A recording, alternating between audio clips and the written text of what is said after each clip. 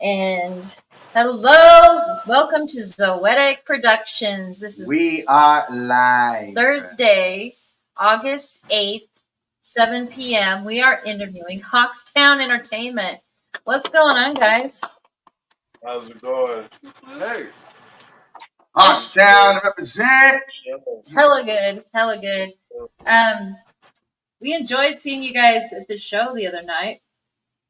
Thank you. Thank you. We enjoyed seeing you guys. What did you did you guys have a good time?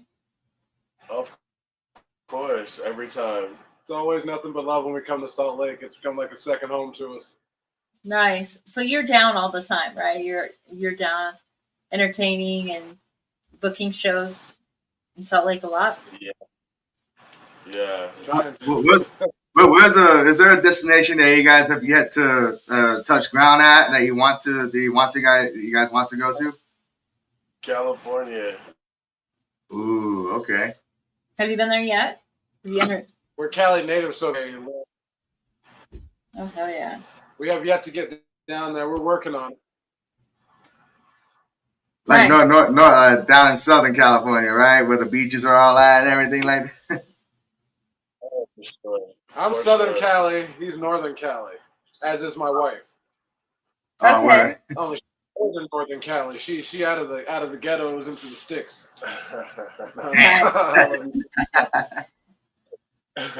So welcome to Zoetic Productions. I'm glad you're here tonight. First, let's introduce both of you. We have Sir Dopertin, who is your brother. You guys are brothers, correct? Yeah. So he's my older brother. So just tell us your story, how you both decided to become a duo for Hawkstown Entertainment.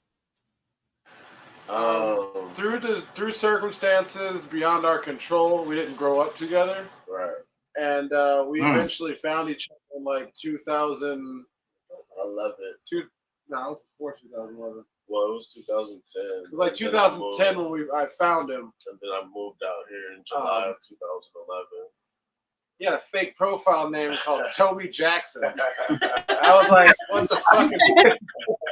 Toby Jackson. This is my brother, but it looks like this could be my brother, but yeah, I'm not too sure. And I was like, okay, yeah, this is definitely my brother. And we just started talking, and then eventually he came down from California. He went back for like a couple months, and then he's been there ever since. And then in the course of us meeting each other, he told me he did music and showed me all his music and everything, and I was like, what? I do music. And then from there, it was just on. Game over. Damn. Music ever since. What's your first song like? Like how did it turn out? Did it blow you both away? You guys heard of the song "Foster the People"? Foster the Pumped People. Up Yeah. Kicks. Pumped Up Kid. Yeah. So all the kids with the pumped up kicks better run, better run. Better run. Yeah. We mixed a song called "Wild Life Kicks." It's actually on our SoundCloud, Hawkstown Entertainment. Okay. That was our first song that we wrote together. Yep. It is. Oh, no shit. Well, we wrote about, Mountain Home and Idaho in general, just the things that we see and deal with on a daily basis. Man, that is amazing. Wow. Hey, so for each of you, individually, when was the moment that you fell in love with hip hop? What was it a song? Was it something that you saw? What made you guys want to pursue hip hop? We'll start with Ryko-Kidd. All right, go ahead. So I've always loved music, but I've also loved pro wrestling. It's like those two have always been like my yin and yang. So I've loved music since I was a kid. When I grew up, I wasn't really allowed to listen to rap or anything until I think I got into middle school. I think the first artist I heard other than something from Motown, I think, was Sugar Free. On our way back to California, and after that, I was hooked. And then I just started studying as rappers as I could. I think I fell in love with like doing music and shit when I was I think I was probably in like the 4th or 5th grade. I used to listen to 2.5, and it would play like R&B at night and hip hop during the day. And it was a song with Bone Thugs Harmony and Biggie Smalls that came on. And that song was yeah, and Those That's two together, Notorious Thugs. that yeah, song changed everybody's life.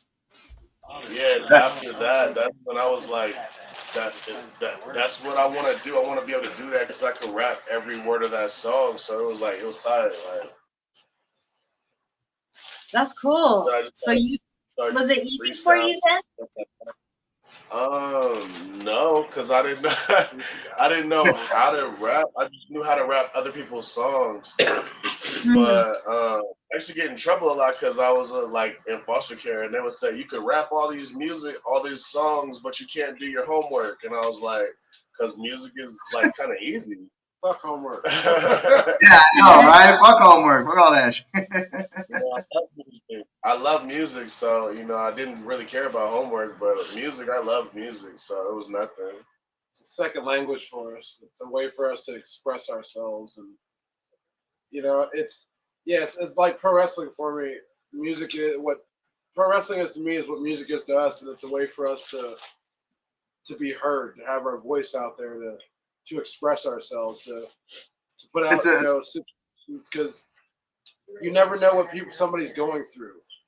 Like whether it be music or in the ring, you never know when somebody's coming to see you. They could be going through a lot of shit, and then they hear your music, and it's boom. You know what I mean? It's just like a moment of clarity, or you could be speaking for somebody who doesn't have a way to express themselves, and they hear you say something, and it's like I was just thinking that, or I was just going through that, or I was just feeling that way, and you said it the way I felt it or exactly how I was going through it, and now you're good. You're kind of okay after the song and stuff. People ask us all the time, like, what were you thinking when you wrote that song, or how'd you feel? Like, what was it like? And it's kind of like a way to relate to other people through our music.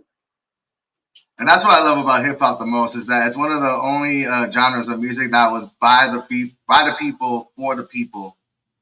Yeah. Our head of security just came in from the store. Okay. Security. Introduce yourselves. Building a security. Chairleg Charlie. Good old Chairleg Charlie over here. You don't need a weapon. Chairleg Charlie. I love that. I love your name. Chairleg? So, Chairleg Charlie? How did you get that name, Chairleg? Oh, here we go. How'd you get the name, Charlie? Yeah, how'd you get the name?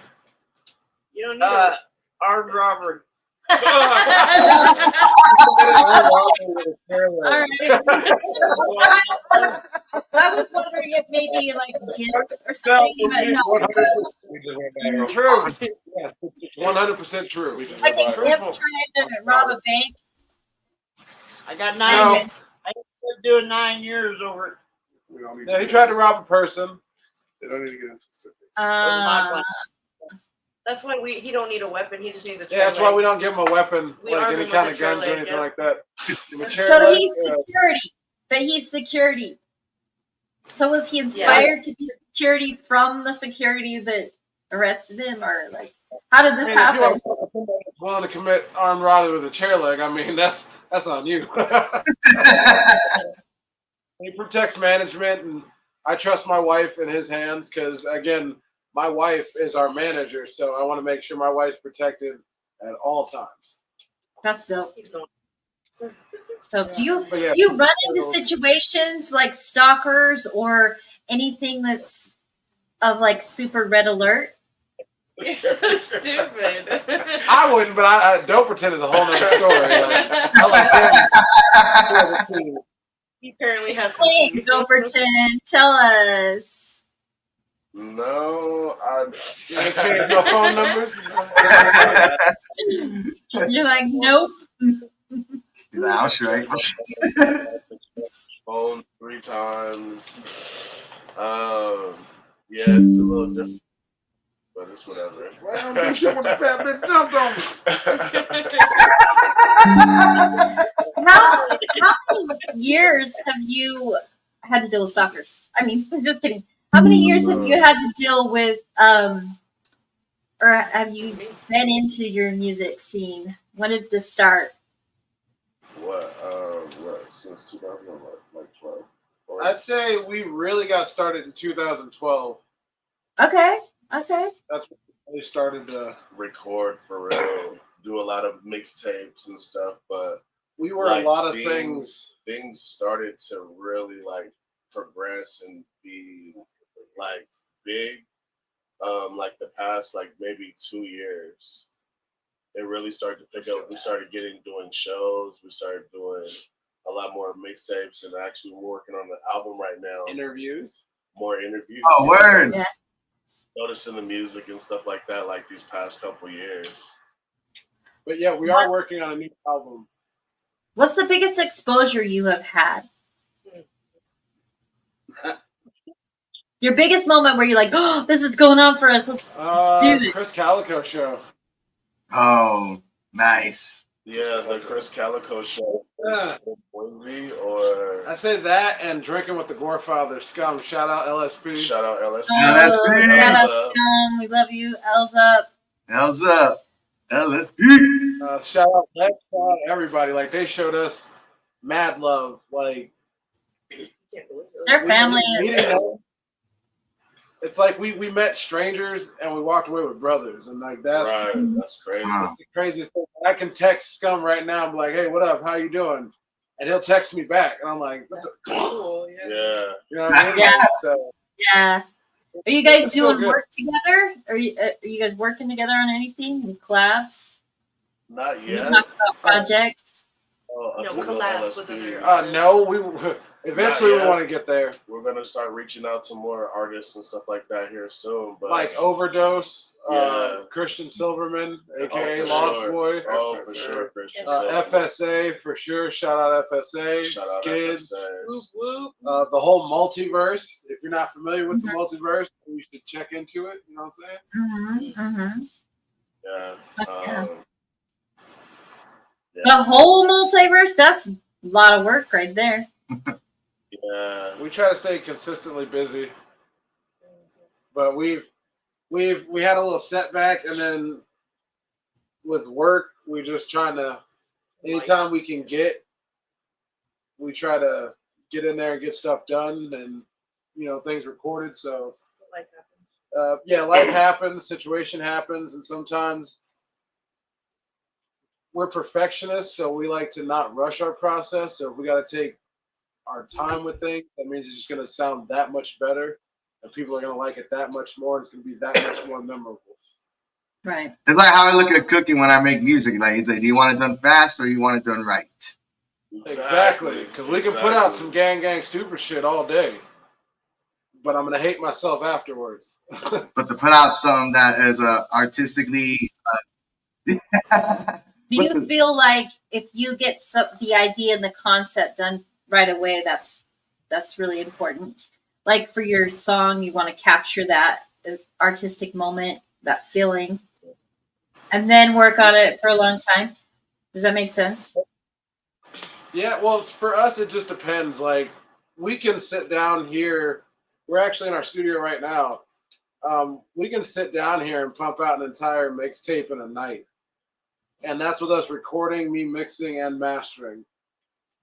If the stars align and everything lines up the way it's supposed to. Our manager's making faces off camera because we haven't been. Doing that is cool because you're capturing that energy in that moment. But sometimes when you take too long, it dilutes that delivery of that. So that's my question. Manager is shaking her head. But that's only until they hear the finished product, and then they can't help but to understand why it might have taken so long to get things done. Because Silly Shit was just an intro Yeah. to what the part 2 is. Because we actually have the first mixtape we ever did was the nope. The first mixtape we ever did was the first one. The Forgotten Mixtape. No, that's the second one. Which what? It's the one with me, you, Sunshine, Seth, Grizz. Yeah, it's the first one we did. I can't even remember the name of it. That's how old that shit is. It's on our SoundCloud. But yeah, but that's another thing. Like, I'm a perfectionist, but there's a lot of our music where we started off on like computer mics in a little dungeon. Yeah. Right. Left up every bit of music we've made since the start to now, so everybody can hear the progress of what we sound like, how our lyrics have evolved, how our production and engineering has evolved, how we as individuals, not just Hawkstown, have evolved as artists. The quality has improved, evolved, which is important. It's so like most people don't realize how much work is put into one song and one album, and when you perform, I've seen you perform, is stellar. It's sick. You guys are tight. You guys have your shit down. It's amazing. So you do amazing. What a question is, what makes you stand out in your, not just your music, but in your performances? What is unique about both of you and your duo that you think people will recognize? I think the fact that we play off of each other more than just try to be individual stars. You know what I mean? Like, we play off each other. We want both. I want him to shine as much as he wants to see me shine, and we both want to be just like tight together. You know what I mean? So you're not competitive.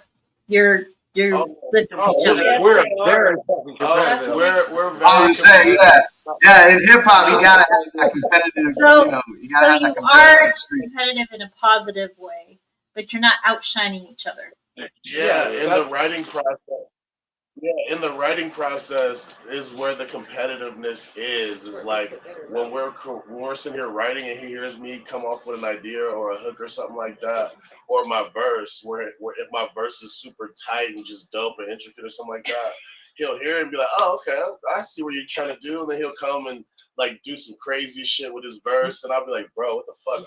Because I can't do certain, I can, but like not like he does it to where he does that little.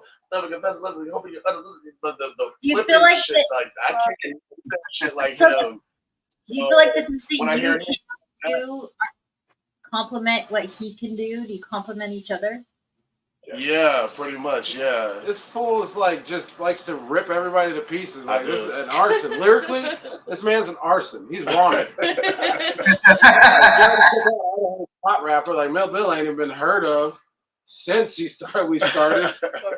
I went straight at him, honestly, because I thought it was gonna be a fun thing where like I go at him, he comes back at me, we fucking one up each other, we bring Idaho to the attention of us and him, because I wanted to motherfucking make it known that they think he's the dopest, but he's really not.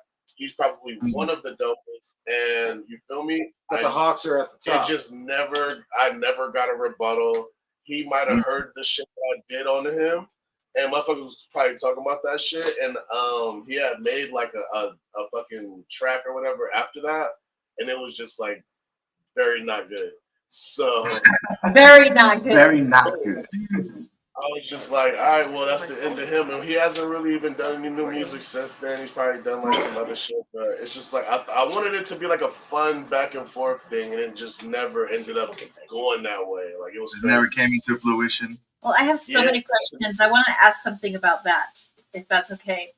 Do you feel like being a wrestler kind of holds you back a little bit with your music?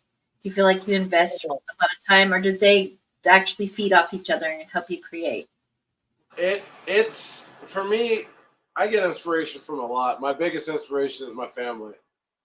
My wife is that's my heart. That's my reason for doing what I'm doing. Besides my mother, since our mother passed, I mean that's been something that we've, she always told us to do it and put our all into it. We could make it. So when she passed, we're like, look, we're gonna do this for her and her memory, and we've just hit the ground running.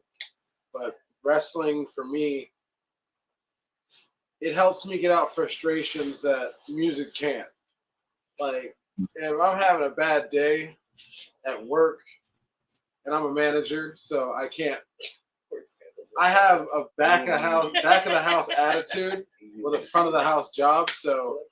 Oh shit! I can't really be me, so I have to, kind of whitewash myself. Oh yeah. I have to take all that frustration and that anger out in a positive and safe way without killing anyone Or breaking anything. Yeah. That was one time, 2 times. 2 times. Two What's my times. rules? But I feel like they go in sync with each other because for me, I'm an entertainer by nature, whether it be in the ring, whether it be on the mic, whether it be whatever. I like performing. So for me, they always go hand in hand because if you see me wrestle, I'm a different person versus when you see me on the mic. Like Ryko and Rick Knight are 2 different people, and then you got Junior. So like different hats I wear, but Junior's who I am. Junior is your authentic self. So Junior is your authentic self.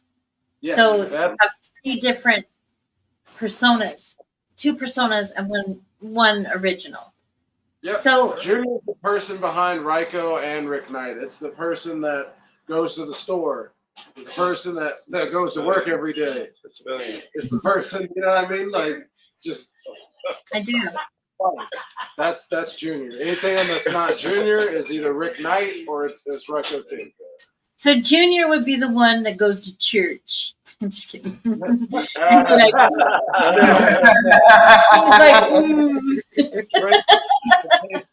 I just have a question. You guys are in Idaho. What is the culture like in Idaho, and has it been tough for you in that area to really get out there? It's really not the easiest. Shout out Grim Entertainment, man, because our head of booking, Nolan Void. I mean, anything that's been big has gone through Grim Entertainment, and we're very blessed to have worked with Grim Entertainment, and he's treated us right. I mean, if you're an artist looking to expand to Idaho, I would definitely hit up Grim Entertainment, Nolan Void in specific. We're always constantly doing shows and bringing, people through. They've got Hawthorne Heights coming through. They got Red Jumpsuit Apparatus coming through. There's a couple, names coming through. Like, there's definitely some life here, and I mean, it's like a broken chain, and Hawkstown is trying to reforge it better, bigger, and stronger than it was before. Oh yeah, that's awesome. So are there any other influences as far as music wise, like any other genres that people would probably be surprised to hear that you guys are influenced by to make your own music? Like what other genres of music are you inspired by? Rock, definitely. Country, R&B, jazz, some screamo, some EDM. Lots of EDM.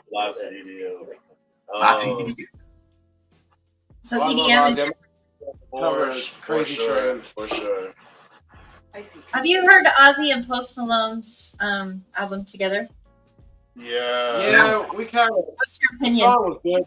The kids that surrounded it pissed me off. Like, they're like, "Who is this Ozzy person? He would have never been famous if it wasn't for Post Malone." Like, who the fuck are you, you fucking cretin? Like Post Malone wouldn't be Post Malone on that song without Ozzy. So, like, you can't disrespect the foundation that comes before. Yeah. Yeah, absolutely. Post Malone is even coming to my restaurant a couple of times. Yeah. Yeah, he's coming a few times. Yeah, I heard he's a really dope person to hang around. Yeah, that's pretty cool. We want to get to that level one day. Yeah, I'll definitely try and.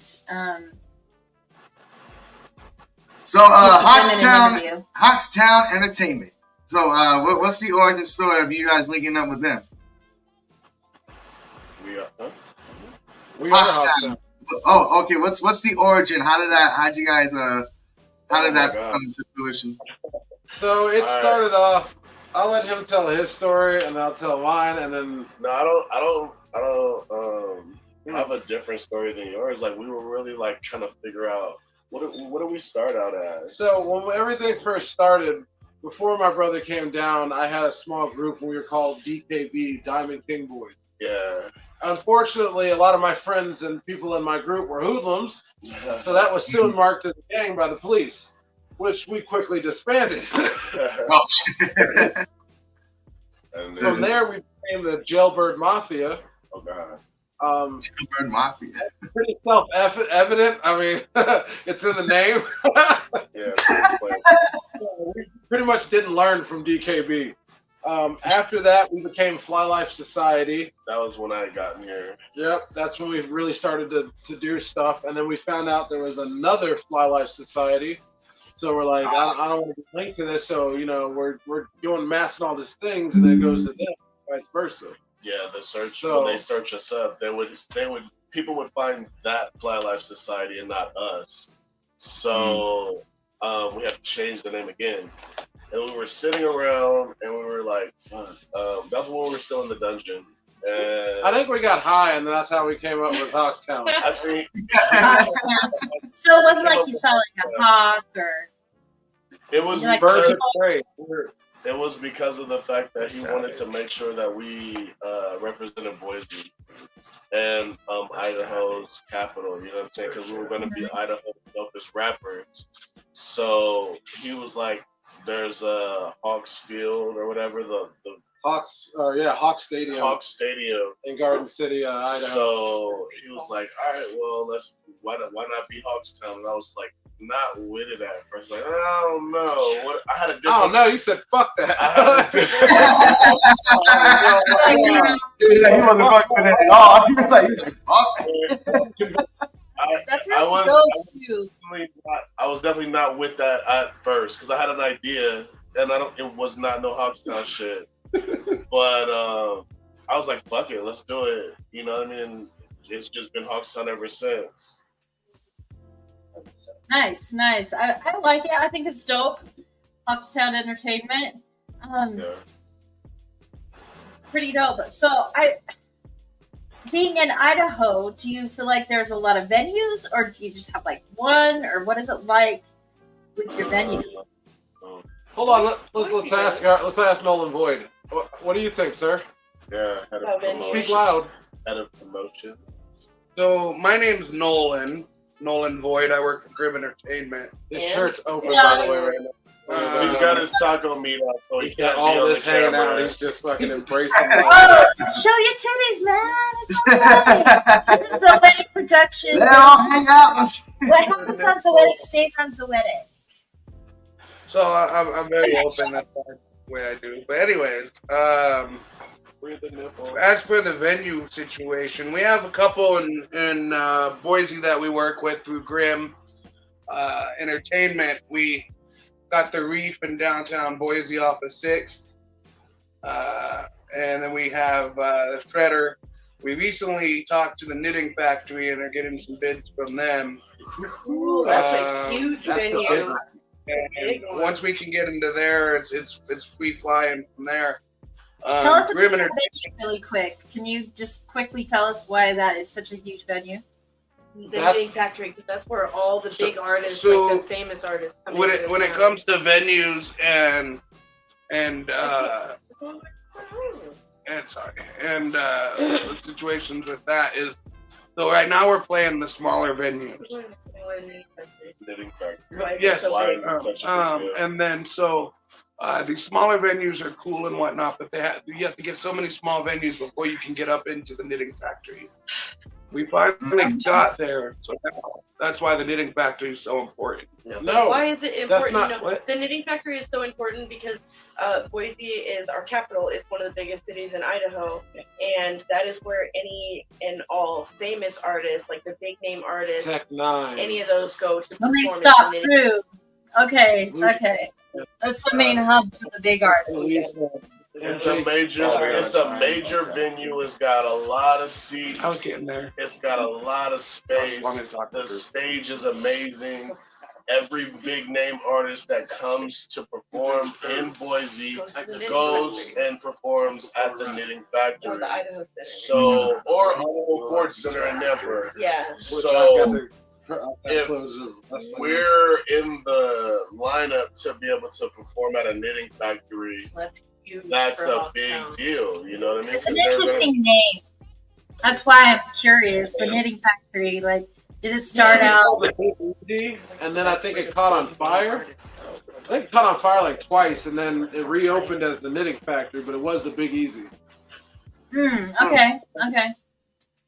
So, do you feel like you guys are the dopest rappers in Idaho? Yes. Yeah. That's not to say that there's not dope artists. I mean, if you ask any artist, yes, they that should be their number one thing they say is yes. I say that shit. Yeah, I say yes. We are the dopest. I say it in my fucking rhymes in our area. We are the dopest spitting officially. So fuck the comparison. Like, that's it. Like, if you feel you're better, show me. You know what I say? I say I'm the dopest female artist in Salt Lake. Exactly. You feel me? You gotta feel like you're the best. If you don't feel like you're the best, who the hell is gonna feel like you're the best but you? If you've noticed in his song too, his signature line is "I'm dope." Yeah. But that's not to say that there's not dope artists here. Yeah. Like FSA for sure. are one of the dopest in the area. Yeah. Meg Newman, Skids the Reaper. Oh, yeah, we we have have Void, dope MC Hollow Rhyme. There's Dirty Shirt, Spin Master Mugen, Ace Flow. There's a lot of dope artists out here. Undefined Bishop. There's Cookie Monster. We just recently heard him. Shout out Cookie Monster. Like that. I've heard of Cookie Monster, but I haven't heard his stuff. Is he good? Yeah. Yes. Everybody we just named are dope ass artists, and if you're lucky to see them perform, you will not be disappointed. Be happy. Did we miss the festival, the Idaho Festival? When is it? It's usually this fall, isn't it? Yeah, we just missed that shit. Yeah, we missed it a couple months ago. By the time we got around to trying to get submissions in, it happened too late. We're trying to get on it next year, though. We're trying to get on it next year. Next year, we're actually shout out Hot and Heated Music. They're helping us get into doing a lot of festivals around the United States. So we're going to be getting out there a lot more exposure, as well as next year we will be going to Gorefest. Yeah. Nice. Yeah, I'm actually planning on going next year. I'm hoping. Like, we'll fly out. But nobody got back to us in time, and we didn't have the money to secure the spot, so we're just going to save it up for next year. Yeah. So have you been on tour before? No, we're actually looking at planning like a mini tour. We were talking to some of the promoters here, as well as Mr. Crow Productions down in Utah. Mr. Crow, shout out to Shout out Mr. Crow for always done us right. We're looking at, I don't know what I'm doing with Mr. Crow. He's dope as fuck. He is. We kind of want to start in Idaho and see if we can, go from like Oregon border down towards like Pocatello, the Idaho Falls area, and see, what we can put together in our state, and then, if that sounds good, then we'll start going to surrounding states. Utah will always be back. Like Liquid Joe's is a second home. Any show we can get on, we will be there. Put our main focus in Boise, because that's for anyone and everyone. But Boise's our main. I love Liquid Joe's. That's like the alma mater of the underground pop. It is. Boise, yeah. Dope. Yeah. Yeah, we definitely want to explore some more venues in Utah for sure. Some bigger ones. It's always good to do that. Yeah. What's their biggest one that just comes through? Yeah, what's the biggest venue you guys know of in Utah? That, where like big artists go through, like the knitting. For big artists or underground? No, big artists.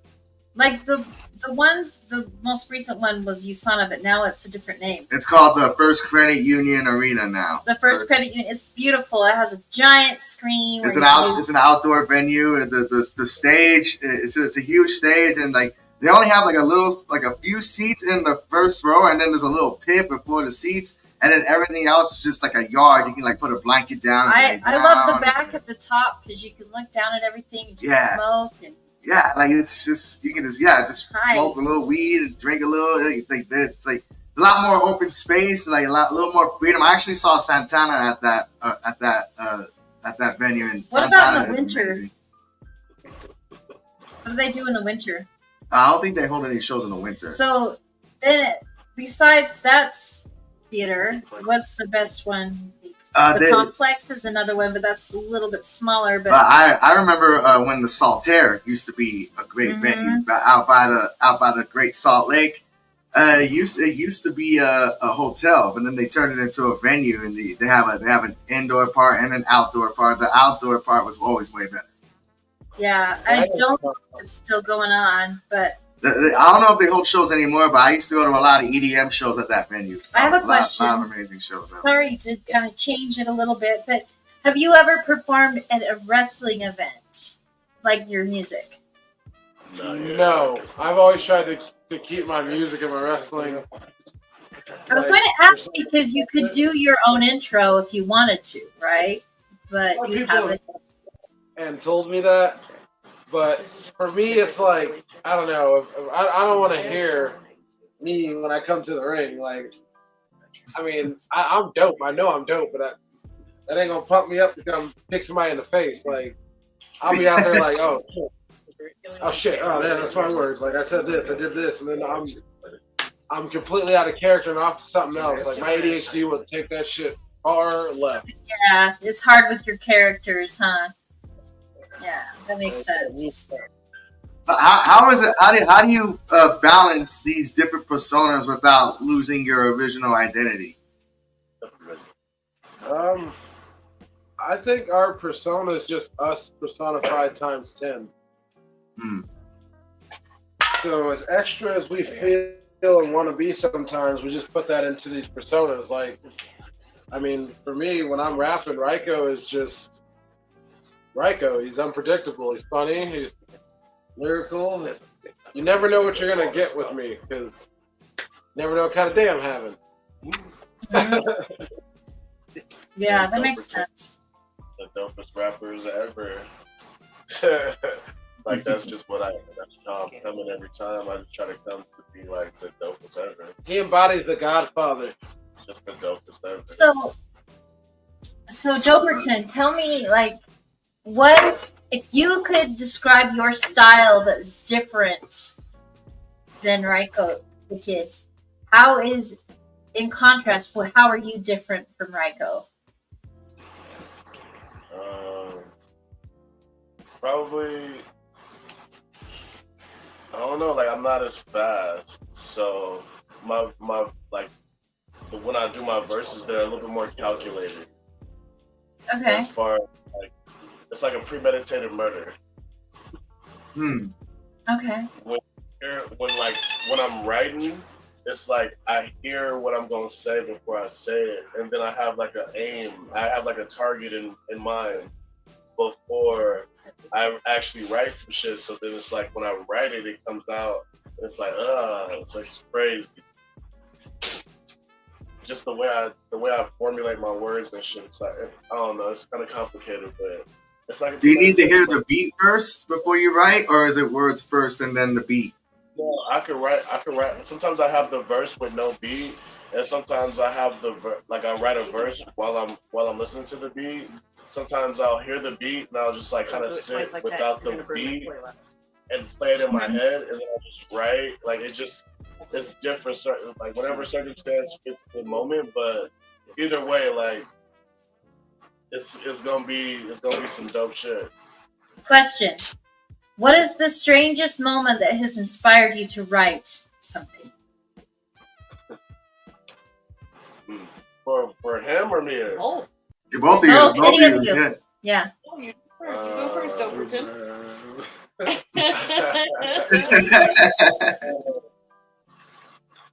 The strangest moment that inspired me to write. Being stalked. Being stalked.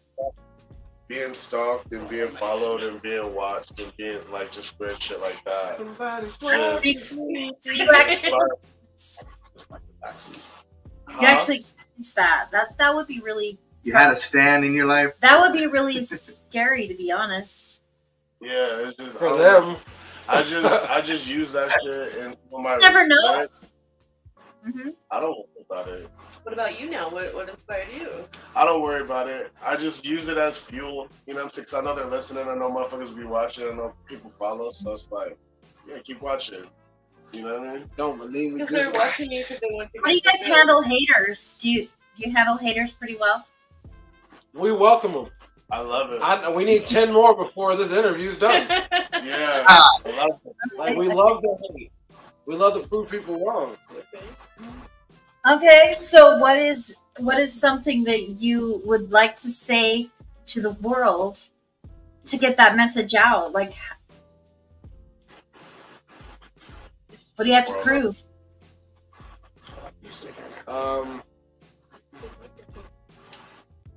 Thanks for being bitches.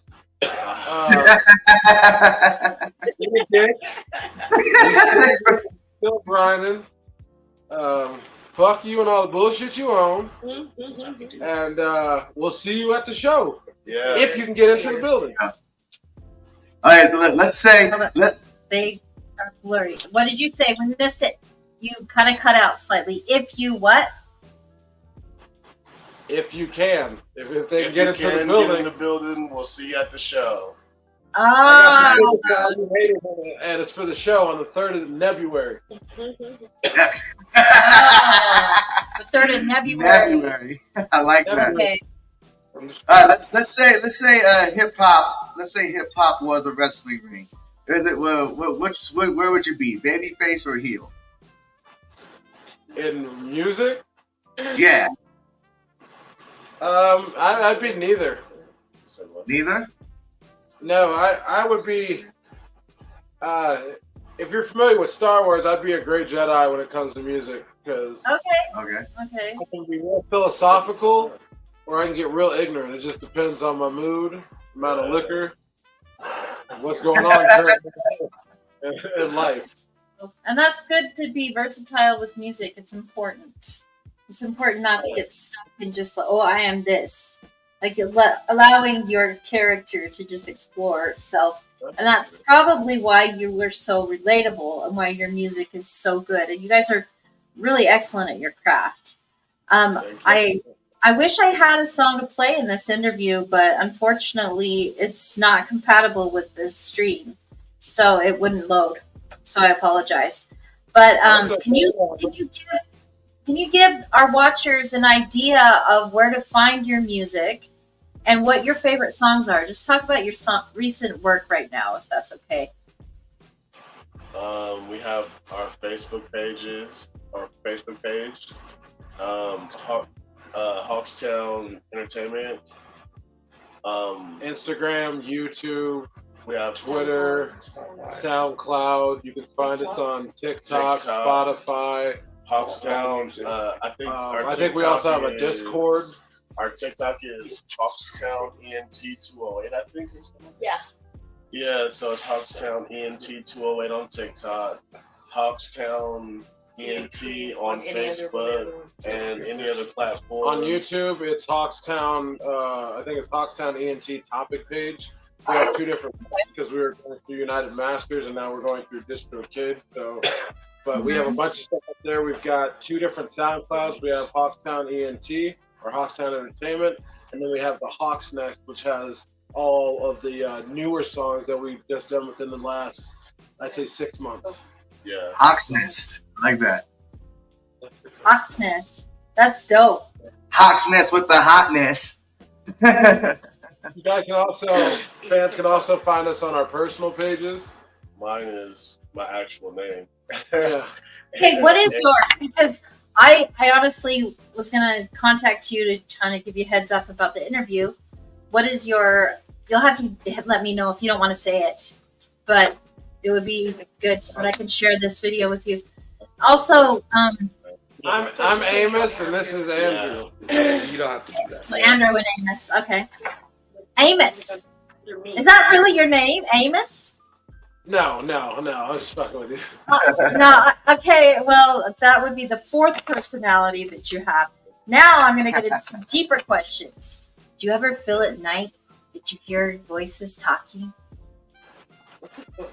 No, if so, I was either high. I sound like somebody on PCP. Or he messing with you. Or yeah, my wife fucking with me, but I mean, if I hear voices and I'm by myself and it's dark, I'm hoping it's either my cousin, my brother, or somebody I know. Or your wife, hopefully, right?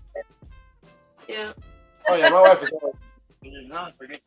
So I took a 9mm, so And a 22. if it ain't my wife and my family, I mean, I have a question about you and your wife, okay, and the management.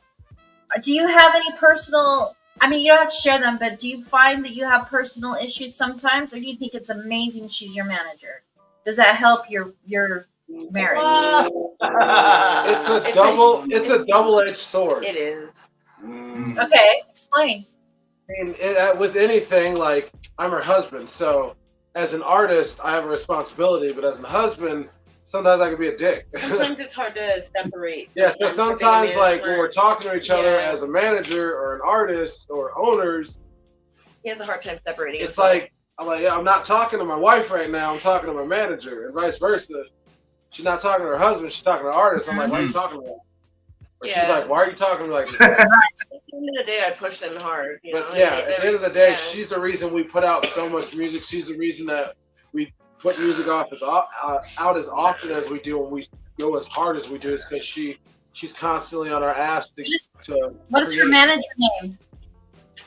Aaron Nicole. Aaron Nicole. Because my name is Aaron, but he gave me the middle name Nicole. Dopertin did. Okay, so yeah. So the manager name is Dopertin. Aaron Nicole Dopertin. Now, so her role as a manager definitely has been a defining element into your career, you would say. Do you think not only she helps your career, do you think she gets mad props for everything else because she's so fast? My wife is what I call my golden gate. Because she keeps me up when I don't even feel like being up. She challenges me to be a better person, a better man, a better artist. I try with Dopertin too. I try and push him. So for me, I mean, a little different. Yeah. Sometimes it's like I got a boss, and then when she's no longer manager and it's just my wife, I still feel like it's my manager.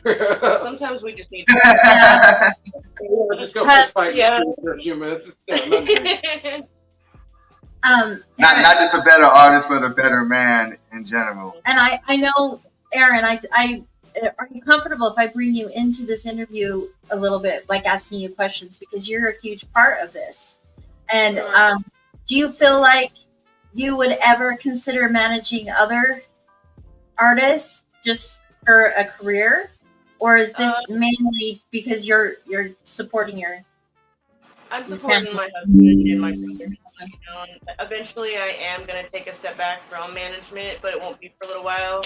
I have my assistant that I'm training because my true passion is like videography, photography. So eventually, I want to just do the videography and photography for Hoxtown. You want to focus on your passions and that makes sense. Yeah, that's great. Is that something you're currently doing right now, or are you building towards shifting into?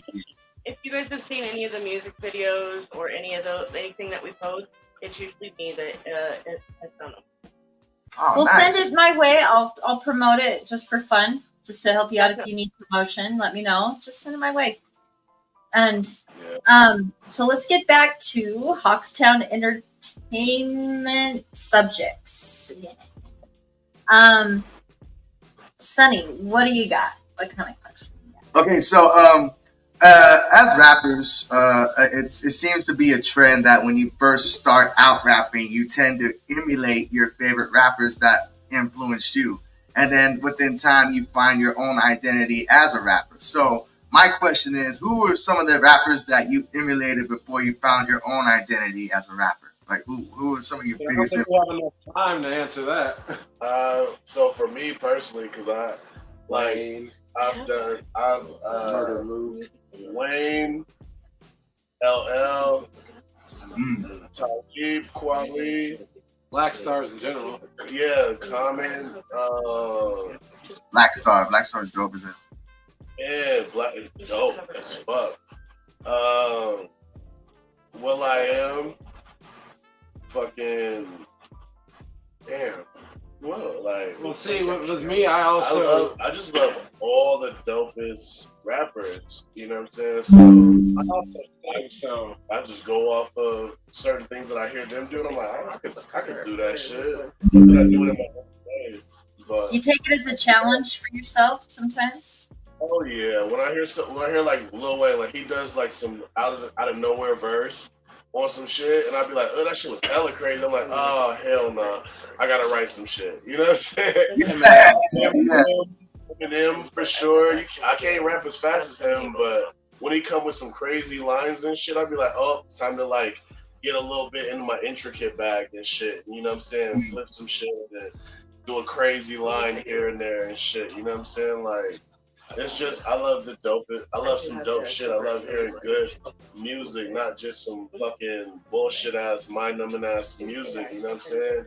So like when I hear some intricate line or some dope ass line from like a Wayne or an Eminem or a fucking just nigga, don't fucking know me. I fucking like listen to it. I'm like, oh, it's time to write. It's time to write because they're back. They're doing some more shit. It's time for me to fucking get at it because you know what I'm saying. That's just how I take it. Like I take it as a challenge. Like okay, they're fucking doing intricate shit. And they're fucking still killing that shit. I'm like, all right, let's get it. Mm-hmm. Now, do you guys do that thing where you look at yourself in the mirror and watch yourself rap? No. No. No, you guys don't do that? No. We sit down in our studio and we create songs, we edit songs, we talk. Like in a typical recording session, we could be taking shots, making music, talking about aliens, talking about the government, cryptids, portals. Like, and that's where I come in to get them back on track. I have a theme song. I have a theme song called Dab Ribs when we're in here too. So like when I know somebody's ready for a dab rib, I do like my little. I think it's time for a dab rib. You feel me? It's like a little. It's just a little song I made up or whatever. But I haven't made it an actual song yet. But I think eventually I'm gonna probably make it into an actual like either hook or something just to have it. So y'all were saying something about talking about aliens. Are you guys like sci-fi fans or something? Oh yeah, big time. What's your favorite sci-fi movie? Interstellar. Man, was that the one with the aliens? Is that the one with George Clooney and Sandra Bullock? Nope, that's the one with Matthew McConaughey, where they go with like 2 or 3 different. They send like 3 different ships because Earth's dying, and they end up going into the fourth and fifth dimension. Yeah. Oh, okay. I don't think I've seen that. I've never seen it. It's a mind fuck, I'll tell you that. I love Mindfuck. We'll have to watch it tonight. That'd be great. Okay, so if you can describe your life with a movie title, what movie title would describe your life? All About the Benjamins. With Ice Cube and Mike Epps? Yeah, that'd probably be me. It's a classic. It's a classic. I could be Nice. Ice Cube, be Mike Epps. Yeah, that's exactly, that'd be perfect. He's like, ladies and gentlemen, the president. Dun, dun, dun, dun, dun, dun, dun, dun, dun. That's dope. That's dope. So, we're almost at an hour for the interview. So, to not wrap it up too quickly, but anything else that you feel that we haven't covered in this interview that you would like to talk about? We just want to shout out Young Nab. He's a very talented producer. Anybody can search his beats on YouTube. He makes phenomenal fire ass beats. Yeah. And he actually found us on SoundCloud, and he for months was giving us free beats, free of charge to keep, use for profit, all that. So we ended up buying a couple beat packs from him, and that's actually the collective part 2 that we're putting together. This whole album is going to be us and Young Nab. We're really, really Is he of the Idaho area? No. Where is he? I'm not actually sure where he's located. Yeah, I don't know. Young Nab? That's his name, Young Nab? Young Nab. Capital N-A-V, Young Nab? Yep. Yeah. Okay. All right, Young Nab. We're going to have to look him up, see what he's working with, what he's cooking up, what he's chefing up. Yeah, definitely. Definitely. That's some dope beats. And we recommend everybody watching that look this up. The song off the album, Silly Shit, is actually his beat. Okay. Nice. That's pretty cool. So you feel like that really helped you boost your music production by having the free beats? Him and K.E on the track are the two producers. I think also Hot Rounds and Temper Beats are the main producers that actually associated with us and showed us love when nobody knew who we were. Yeah. Right. So one last question. During the whole evolution of hip hop, where it began all the way in the South Bronx to now we have breakdancing in the Olympics. What is your guys' opinion right? Yeah, they have breakdancing is in the Olympics now. So my question is, how do you feel about the evolution of hip hop from where it started to where it is now? I feel like it had a whole bunch of speed bumps these last 5 years with all the different artists that were coming out, 10 years or so, different artists coming out making kind of just quick music for money instead of real good music. You know what I mean? And then a lot of the dope artists, the real artists and stuff had to compete with that, and it's like, for what? You know what I mean? So now it seems like it's coming back to where real music, real good artists, real rap, real hip hop is coming back up to the surface again, and we're getting more of the stuff that we grew up with. Instead of that mumble shit. Instead of mumble rap. Yeah, I've noticed that. I hate mumble. I'm sorry. Just repetitive stuff that makes no sense, or it's like, what is this? You know what I mean? Now there's no story, there's no content, no substance. Yeah, I'm gonna bring back rap. Like somebody wrote it while they were taking a dump. They're just like, and you're like, put some grills on and do your hair, and you're big, man. Yeah. Wearing leggings. It's hard to get that message out, and that's one thing we strive for. We will never bend. We will never break. We are hip hop, and we will never change. Like, if you don't get the lyrics, if bars are going over your head, then they're not meant for you. Right. But we will never put ourselves down. If people don't understand us, so be it. But we will never sacrifice quality over quantity, ever. Nice. Always keep that integrity. Mm-hmm. That's dope. That's honorable. So absolutely. It has been absolutely amazing interviewing you. I'm glad we got to talk a little bit. And just to kind of mention the show the other night, did you feel were you there the whole show? Did you hear the Hustle album? No, we had to get back because I got the day off. Dopertin didn't, so he had to work early in the morning. So we didn't get back in here to Idaho till like 3 a.m. Oh, damn. We appreciate you driving out, but man, the whole experience, you talk about relating to people. Their music was so relatable and uplifting, and it was all about the hustle, and their back video behind them was stellar. I think Outwilling made it, and it was dope. Like the whole vibe, the whole night. You guys set the vibe. Like the whole night was just so fun. Yeah. So we appreciate you guys coming out. You guys really helped bring up the the 801 vibe, even though you're from Idaho.